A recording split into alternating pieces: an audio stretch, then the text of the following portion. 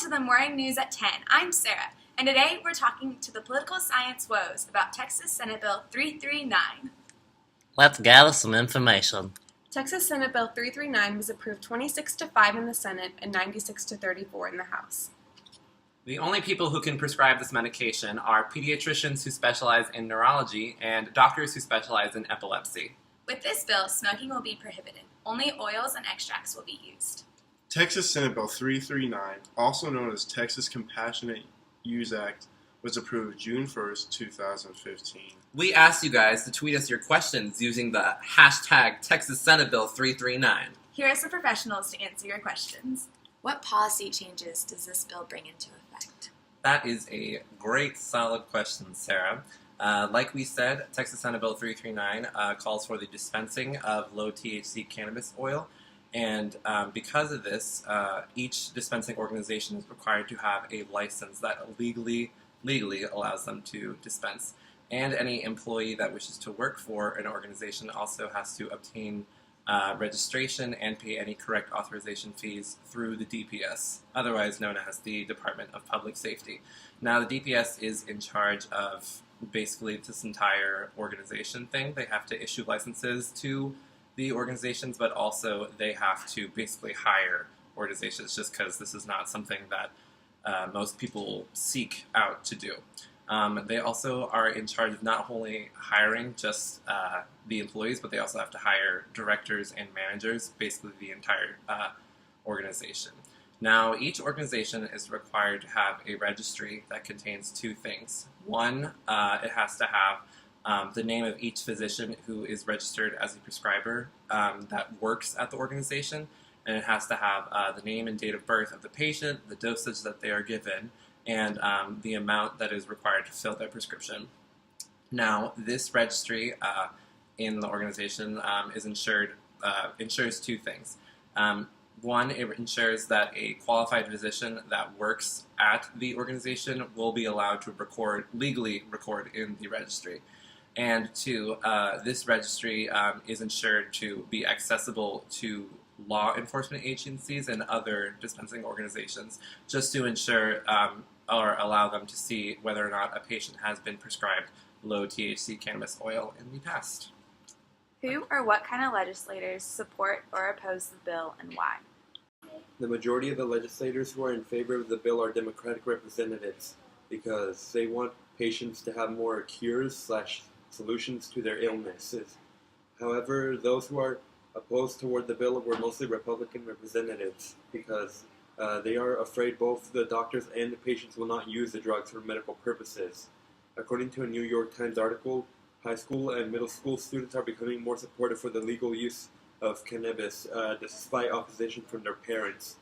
Drug experts want to address the health problems these drugs can bring, but they also want to mention its benefits when the drug is used properly, so they can inform people that not all drugs can be bad.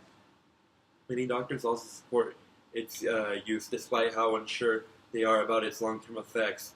A recent poll found that the majority of the U.S. citizens who answered were supportive for the legal use of cannabis. What interest groups support the bill and why?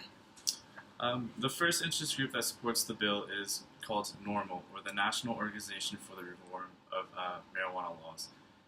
NORML's mission is to move public opinion sufficiently to legalize the responsible use of marijuana by adults, and to serve as an advocate for consumers to ensure they have access to high-quality marijuana that is safe, convenient, and affordable. The second interest group that supports the bill is ACLU, or the American Civil Liberties Union, and they believe the war on marijuana needs to come to an end. They would support Texas Senate Bill 339 because it brings the United States one step closer towards complete legalization. They believe the aggressive enforcement of marijuana possession is a waste of taxpayer money and is carried out with a staggering racial bias. The third interest group that supports the bill is the Drug Policy Alliance, and they're another interest group that calls out the millions of taxpayer dollars that is wasted on enforcing marijuana laws. They claim that the laws prevent next to nothing and that marijuana remains widely consumed and available in society today. They also claim that public opinion has shifted in favor of legalization as well. These three interest groups are only few of many that would support Texas Senate Bill 339 as it's one step closer towards legalization. What public polling data was available in regards to the exact bill? With the passing of Senate Bill 339, the Texas legislature has received a variety of responses from the general public. However, they all seem to come back to the same point, that this dose of cannabis is simply not enough to have a significant impact in the medical world. The Texas Tribune, a reliable news source, published an article saying that not all medical marijuana advocates are celebrating. Many believe that the new law does not go far enough, offering limited options to Texans with epilepsy. The proposal requires a CBD to THC ratio of no more than 20:1, and nothing for those with other diseases that can be treated with medical marijuana, such as cancer. Larry Talley, a U.S. Navy veteran suffering from a severe case of Crohn's disease, released a statement in the Daily Chronicle in response to the bill, saying that, "I serve my country with pride. Now I live in pain every day. I deserve the freedom to use cannabis, a natural and safe medicine."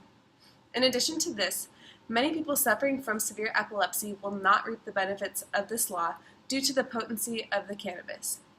KVUE ABC covered the story of Alexis Bortel, a 9-year-old girl living in Rottwell, Texas, who suffers from a seizure disorder that can only be relieved with medical marijuana with higher ratios of THC to CBD than allowed in Senate Bill 339. Since the new Texas legislature will not benefit Alexis, her father has since released a statement saying that, "I'm sure those who voted on this bill meant well, but it won't work for my little girl, and that is disappointing." However, not all people view the passing of this bill as a total loss. Rather, there are those who see this as a gateway into the passing of more effective cannabis legislature. Heather Fazio, Texas political director of the Marijuana Project, says that, on a certain level, the legislature should be commended for acknowledging the medical value of marijuana, and it is historical in that sense.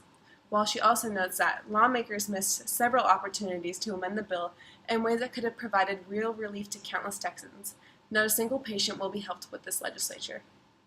Ultimately, through my research, I have found no public polling on the positive outcomes of the bill, other than the fact that it is a step in the direction of the legalization of marijuana for medical purposes, while also opening the door to be amended in a more efficient way in 2017. Do any bureaucratic agencies have any interest in the bill? If so, what's their position? Well, thank you for asking, Sarah. That is a great question. So you ask, are there any bureaucratic agencies involved with Texas Senate Bill 339? Yes, there are 2 agencies that are involved with Texas Senate Bill 339. First, the Drug Enforcement Agency, or better known as the DEA, is involved with Texas Senate Bill 339 because the passing of the bill allows for the use of low-level THC oils for patients suffering from epilepsy. The DEA is mainly involved because marijuana is currently scheduled as a Schedule I drug, and that means that its usage is illegal federally. With the passing of Senate Bill 339, it has caught the eye of the DEA to reconsider the scheduling of marijuana and the concentrates that come from the extraction of marijuana for its medical purposes. The other agency involved is the Texas Department of State Health Services. This department is involved mainly because it's the provider of the state with health care services, such as health facilities in which low-level THC can be obtained. Since low-level THC oils are illegal in the hands of many individuals without epilepsy, these 2 bureaucratic agencies help with the administration of low-level THC oils. What kind of media attention was given to the bill? The main media attention has been in the news. The major headline we have been seeing is how the bill is known to be unworkable. According to Morgan Fox, author for the Daily Chronic, doctors are required to prescribe marijuana to patients, which then exposes them to federal criminal sanctions due to marijuana being illegal in Texas. By prescribing patients marijuana, the doctors can lose their DEA license and lose the ability to prescribe medications. The media has been covering this a lot due to marijuana legalization becoming highly controversial in the U.S. Because doctors could not actually do anything with this bill, we can expect it to be amended in the future and lead to even more media attention. Thomas Clark with the Daily Chronic expects to see the flaw in Senate Bill 339 fixed and reworked when the legislature meets again in 2017. And with this, we will be able to make the drug more accessible for people with medical conditions such as epilepsy. So over the next year, we can expect to see the media coverage with updates as to how they plan to rework the bill. For those who are for Texas Senate Bill 339, what are their reasons why? They say that medical marijuana is a form of effective treatment for the symptoms of illnesses like cancer, AIDS, epilepsy, and any form of pain. And what about those who are against the bill? They believe that it is dangerous and unnecessary because there are other legal drugs that are FDA approved and meant to ease pain. Because marijuana is addictive, they also say that it is a gateway drug to harder drugs. What are the top reasons for why people are either for or against the use of medical marijuana? The top 3 reasons are well-known physicians' perspectives, medical organizations' opinions, and U.S. government officials' views. Within all 3 of these top 3 reasons, the for and against arguments are very similar when it comes to the health of citizens. What's the motivation of the bill's author? The author of Texas Senate Bill 339 is a senator representing District 1 Kevin Elty. While technically he is considered to be a Republican, his ideologies tend to lean more towards the liberal side. With the United States starting to legalize marijuana, but Texas not wanting to, the creation of this allows for some form of its being legal. Also, the creation of the bill allows for patients who aren't responding to other medical treatments to participate in this type of medication. With LT's creation of this bill, it forms a common ground between the liberal and conservative sides. Hey, Yeah, Sarah? let's watch a movie. What movie do you want to watch, Sarah? Mulan or 50 Shades? Mulan. I'm not allowed to watch 50 Shades.